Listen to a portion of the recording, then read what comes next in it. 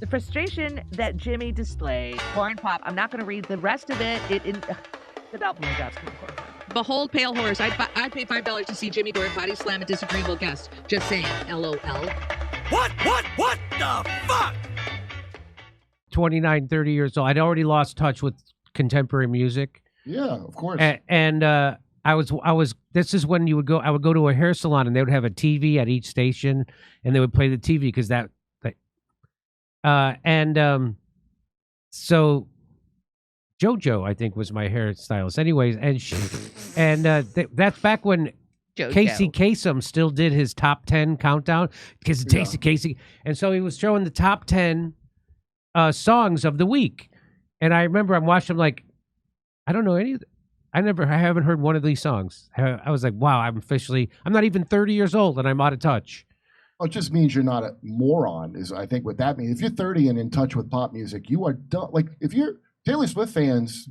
Like, I don't know any Taylor Swift songs. And you shouldn't.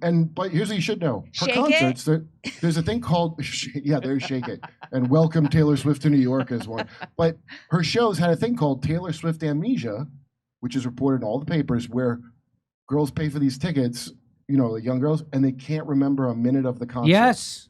Have you ever heard of that with any? No. Now, me as an old man, I forget when I hear their songs. I forget because I'm supposed to.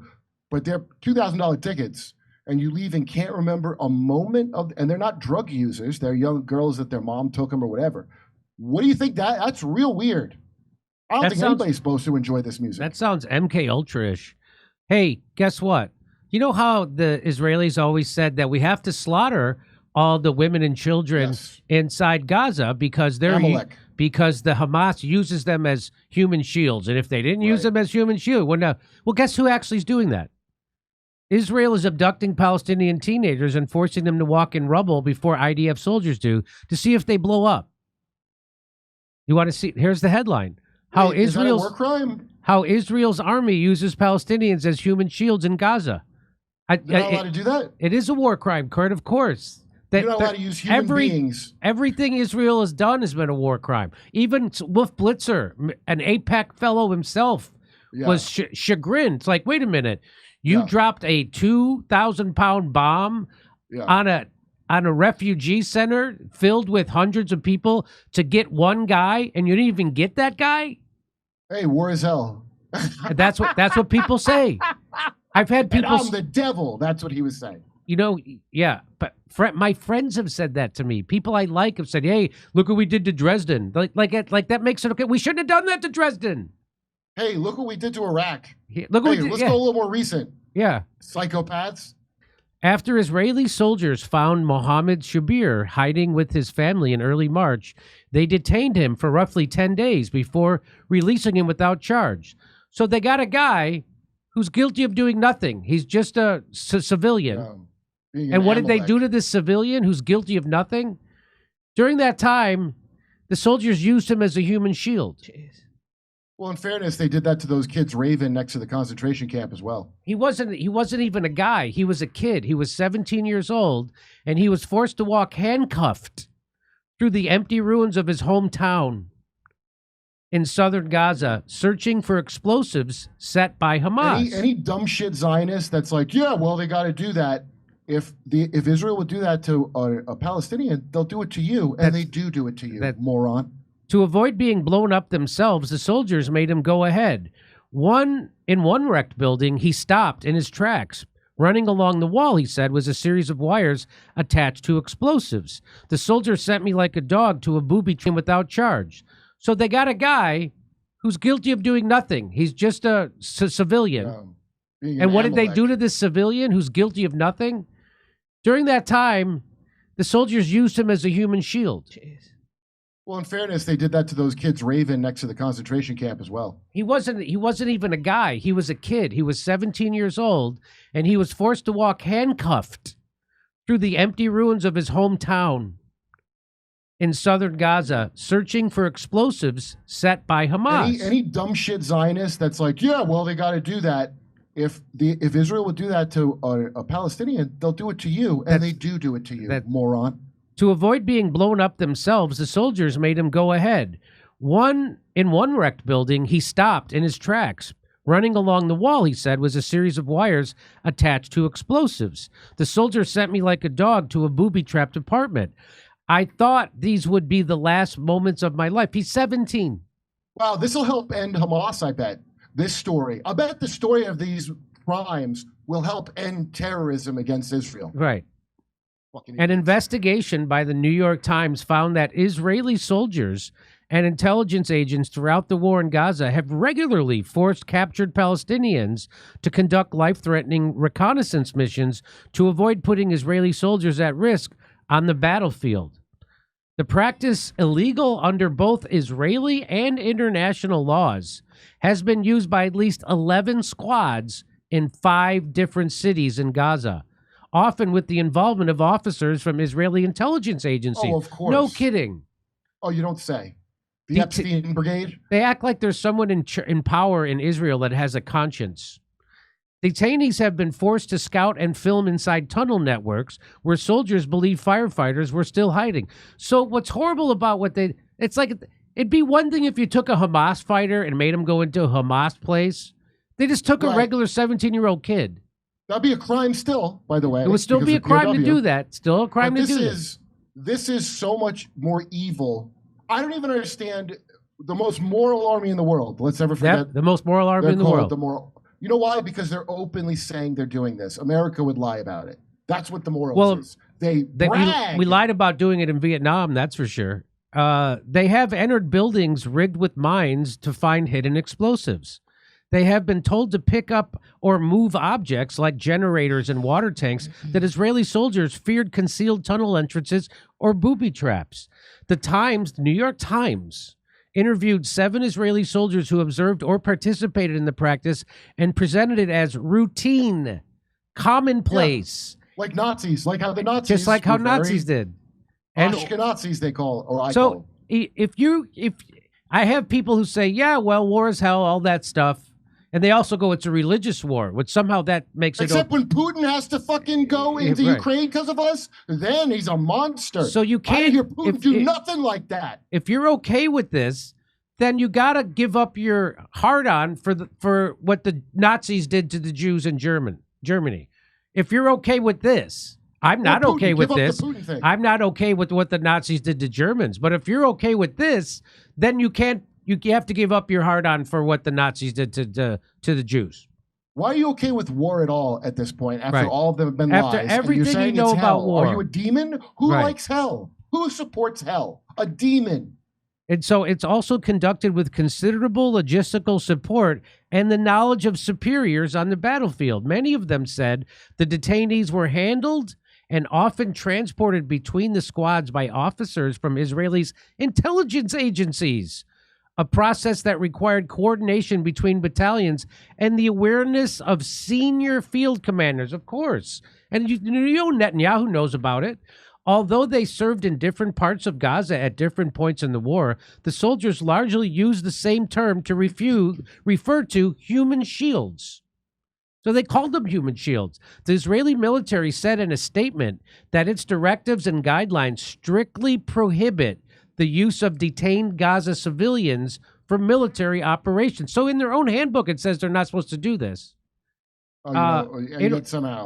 Yet somehow, international law forbids the use of civilians or combatants as a shield against attack. It is also illegal to send captured combatants to places where they would be exposed to fire or to force civilians to do anything related to the conduct of military operations. It's also illegal to force Palestinian detainees to explore dangerous places, regardless of whether those detainees are civilians or members of the fighting wing of Hamas.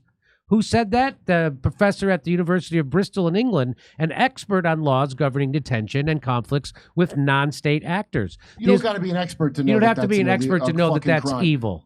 And by the way, the story is Israel's losing. That's what this story is. That's what this, right. So guess what? Don't do that until you lose. The Israeli military employed a similar practice known as the neighbor procedure. They did that in Gaza and the West Bank in the early 2000s. So this is the first time that they've done that. They did this to Palestinians before. Soldiers would force Palestinian civilians to approach the homes of militants to persuade them to surrender. This procedure was banned by the Israeli Supreme Court in 2005. Even the Israeli courts have said they ban this, can't do this. In an expansive ruling that also outlawed the use of human shields in other contexts. The court's president ruled that a resident of an occupied territory, quote, should not be brought, even with his consent, into an area where a military operation is taking place. Some of the soldiers who saw or participated in the practice found it deeply troubling. Some of the soldiers, like I think 2 of them, prompting them to take the risk of discussing a military secret with a journalist. Two Israeli soldiers were connected to the New York Times by breaking the silence. That's an independent watchdog that gathers testimony from Israeli soldiers. Two soldiers said that members of their squads, which each comprised roughly 20 people, expressed opposition to their commanders. Soldiers said some low-ranking officers tried to justify the practice by claiming, without proof, that the detainees were terrorists rather than we do that now. Rather than civilians held without charge. Well, we know that they let that guy go after 10 days of making him do this. They said they were told that the commanders told the Israeli soldiers that the Palestinians' lives were worth less than those of the Israelis. Yeah, they're all terrorists, and you've heard them say this in so many ways over and over. They're all basically terrorists, so we need to get them more riled up. We got to fight real dirty, and then we can kill them all. That's the goal, is to kill them all. So even though officers often concluded their detainees did not belong to terrorist groups and later released them without charge, according to an Israeli soldier, to the 3 Palestinians who spoke to the Times. One Israeli squad forced a crowd. So they go in and they bomb their neighborhood, and these people don't have anywhere to go. Then they round up those people, called them crowd of displaced Palestinians, and they forced them to walk ahead of the soldiers for cover as it advanced toward a militant hideout in central Gaza City. That's according to a guy named Jahed Siam, 31, a Palestinian graphic designer who was part of that group. The soldiers asked us to move forward so that the other side wouldn't shoot back. Once the crowd reached the hideout, the soldiers emerged from behind the civilians and surged inside the building. After seemingly killing the militants, the soldiers then let the civilians go. So that's what these are the kind of, like, so you can't say Hamas is bad if that's the kind of, so they're just like you. Wait, at the Jimmy, very worst, Hamas is just like they have the same morals as the Israeli army does. At the worst, Hamas does. So now why do you hate them? So now why do you hate them? What makes them worse than an Israeli soldier? Go ahead, Kurt.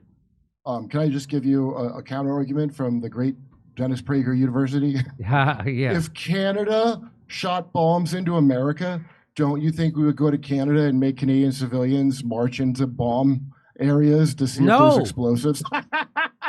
No. Wouldn't we do that to Canada if they launch missiles, take their kids and kill them and make them walk over bombs? No. And so you can see it's the same, Jimmy. You're being hypocritical. Wouldn't we also be Nazis? So just like Carl Jung said, there's an internal Nazi in everybody. And the key is, your task is to make that Nazi part of your unconscious conscious and integrate it into your conscious mind, so then you don't act on it. So when you don't make it conscious, you project that Nazi onto the person that you now are being a Nazi to. And you justify being a Nazi by saying that person's worse than me, even though they're not. So that's what's happening. Is that like when the OSS merged with Hitler's the OSS and the SS merged to form the CIA, and we brought all the Nazis here, and America's run by Nazis, and the Nazis were copying us? That's where they got their eugenics plan from. The Nazis were we are copying us. suffused in Nazis everywhere. I know. The Nazis None of the were ones they're calling Nazis, the ones that lead you and say they're not Yes. Nazis. over to Steph. Okay, thank you. Hey, this is from Green Wizard. Hey, Green Wizard. In Oregon, both Trump and Vance were left out of the voter pamphlet, which cost $3,500 to be listed in. Deserves national attention and investigation as they are lying and beyond corrupt. I read a little bit about this, Green Wizard, and it's because Trump didn't submit his statement. And that's why he's left off the pamphlet, but won't be left off the ballot. Kate Cott Kurt, what is the best evidence you've got that they eat children, or the thing that convinced you? Kate Cott Kurt, anything about eating children? Just today, because that creepy Brandy Sardosny, what it was doing at Smear on Jimmy, her other misinformation, she's a librarian, by the way, from Pratt Institute. Her other thing is debunking satanic ritual abuse for some reason, which I thought wasn't such a big thing. And in Utah, they passed an anti-ritual abuse law because this prosecutor, what's his damn name? This is unbelievable. So some creepy white guy that's a priest in the Lakota tribe has been molesting kids ritualistically. That's where these laws came from that she's trying to debunk. And the prosecutor, he came out and goes, "I am not a cannibal." No one said he was a cannibal in this investigation. He just came out to get ahead of the charges that he's a cannibal. You got to see it's all in the local news in the Utah area. It's unbelievable because I was under the impression that was all debunked. The very idea people like that did that kind of thing. But that and Carlos Slim, the model screaming about Carlos Slim in Mexico, that they eat people, and then she disappeared. And no, they didn't find her. There's people saying they found her. Look, the Aztecs did it. Everybody does it. There's fetal abortion tissue in all the food, by the way. In all of the food. Here's what convinced me. It's French not even fries. far-fetched. Are you telling me French fries has fetal matter? Yes, because the stem cells activate your taste buds almost like MSG, they used to put in food. And even in kosher and halal meat, if the same amount and it's a very tiny amount, and if the same amount was just of pork, they couldn't sell the meat, but they can with fetal abortion tissue. Just so you know, you've already eaten it for years. For years. Well, maybe that's why I can't get rid of this extra weight. Anyways, all right, here we go. The rich people get fresh babies. We got to take dried flakes. Yeah, that's shit. What do you think the connection is between the entertainment industry and power? Do you think these celebrities are being used? If so, why and how? Well, that's pretty easy. I mean, I think, the entertainment industry has been infiltrated for years by the power structure. I mean, even if you look who needs Barack Obama on the board of Netflix and Susan Rice? Why do they need to be on the Netflix board? Why does Amazon have to have a contract with the CIA? Why does CIA have to infiltrate the newsrooms? It's all about the messaging and the power structure. That's my answer. Walter Cronkite and Dan Rather were both paid off by the CIA. That's a verified thing. That's not a secret thing I found. That's a thing that came out. I don't want to hear that about Walter. Really? He was the voice of Bohemian Grove ceremony. That's Walter Cronkite's voice at that ceremony, as you recall. Oh, I did not recall. He's hey, the most Jimmy, trusted newsman. Jimmy, would you be willing to have Jordan Peterson on the show? I would love to have him on. Yeah. Jordan Peterson will have on he'll have on the dumbest of lefties on his show.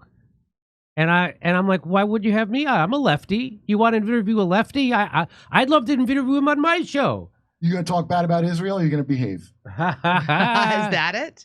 He got $60 million from the Daily Wire. Remember? He cannot have somebody say. And he has dinner with Netanyahu because when you take that money, you got to. And I don't look. That guy went through a lot, and he almost lost his wife.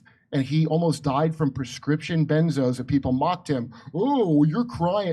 Coming off benzos is one of the worst things to have to go through, especially while your wife's dying and you're really into your wife. He went through a lot. And I bet if my wife was dying and I went through that and I got $60 million, I wouldn't care about nothing except making sure I got the money to keep her alive with me as long as possible and take care of my family. And so I might take that compromise, which I think he did. And now, because he's a student of Carl Jung, that's why he wears crazy suits, because the subconscious has to come out. And so even though he can't talk about it, it's coming out in his suits. You think I'm wrong? I don't. I think you're right. Like Kyle Kalinski's hair. It is. I don't know. I mean, there's a lot of... Stammy. I like a lot of things that Jordan Peterson has said. Of course, we disagree on Israel, Gaza. Who's good on Israel, honestly, in any position of power that you know? No one running for office is going to be good on Israel. I didn't even know how bad Israel was until very, very recently, because I would have never wanted to know or look into it. They're just so awful now that I have to know, and now I can't not know. I don't have $60 million to forget, you know?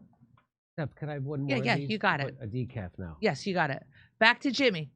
Ready, set, go. Blackmail suspects.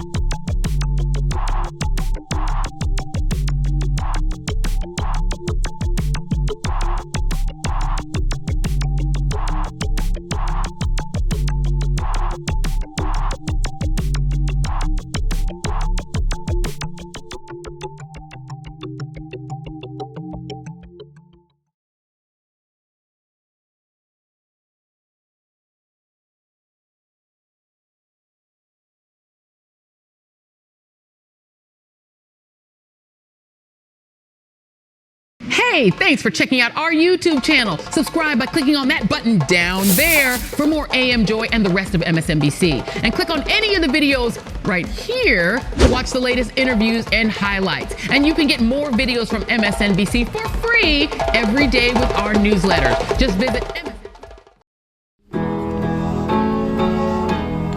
Isn't it swell?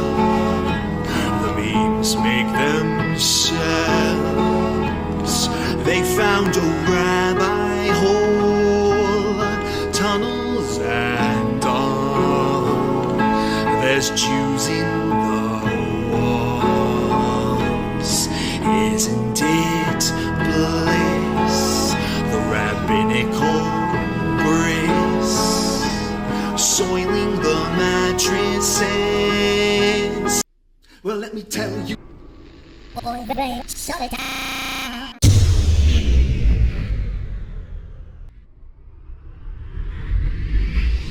If I were Rabbi Shmuley and diddle diddle diddle digga digga diddle diddle dum, all day long I'd diddle little bums. If I were a Shmuley man, I'd peddle all my dildos, dreidel dildos, selling dildos with my daughter and her mum. If I were a Jewish Shmuley man, I'd be digging with a dildo in my bum. I'd wear a grotesque nose and go grab some goyim right on the nipple with a pinch. A Shabbos lap dance brace for the youngest mensch. At this time, more than any other time, you know, revolution is necessary. It is necessary. Not only based on what has happened with the MOVE organization, you know, the babies that have been murdered, you know, MOVE adults that have been murdered, bombs being dropped on us, but past that to what is happening with all black people, so-called minority people, you know, money poor people, You know, this government, as has been said earlier, has waged war on us. But you know, something about us, particularly here in America, we don't really understand that. You know, we don't really know what war is. You know, for black people, for poor people, that people see as good, that they wasn't forced to do, that they didn't do to try to keep black people appeased, you know, and calm down so that black people wouldn't riot. A prison situation is a crystallized example of that. You can make phone calls in prison. They have movies in prison. But they don't have those things because they just want to be nice to prisoners. They have those things because they know damn well if they don't have, you know, people being able to contact their family, if they don't have, you know, facilities for people to sit there and watch movies, people are going to be frustrated, upset, and they're going to direct that frustration at them prison administrators. And they're going to have riots on their hands. You know, they're going to have people in them prisons turning them prisons out. That's why they have movies. That's why they have access to phones the way they do. And a stop to it when we don't like it, or encouraging it when it's something that's in our interest. You know, we have to call the shots. The people have to take the reins of this system and start dictating, you know, what we need, what needs to be done. And you know, taking the initiative to do it ourselves. We can't rely on this system. I mean, you know, don't people see what's happening? Every single confrontation that MOVE people have been involved in, every single issue, you know, oppression, economic issues, every single issue facing our people, you know, is something that can be dealt with very, very simply. All people got to do is make their wishes known. All people have to do is stand up and say, listen, we're not accepting that. Unity is the key. Unity is the key to revolution. Revolution ain't nothing to be afraid of. It ain't nothing to shy away from. Revolution, contrary to what officials, you know, this system and those backing the officials running the system, you know, want people to believe that revolution means violence, you know, means blood in the street. I'm saying it can get to that point, but it don't have to be violent. You know, when people come together and take a strong stand on an issue, this government don't have no choice but to listen. Where you think they get their authority from? They don't have no power, but they do have authority to do certain things. Where do you think they get it from? They get it from us, from the people. You know, they get it from us accepting the things that they do to be done to stop it. Then you have some people who want to then turn around and say, yeah, well, you know, it's the best we have, and want to make excuses. The time for excuses is over. It's over.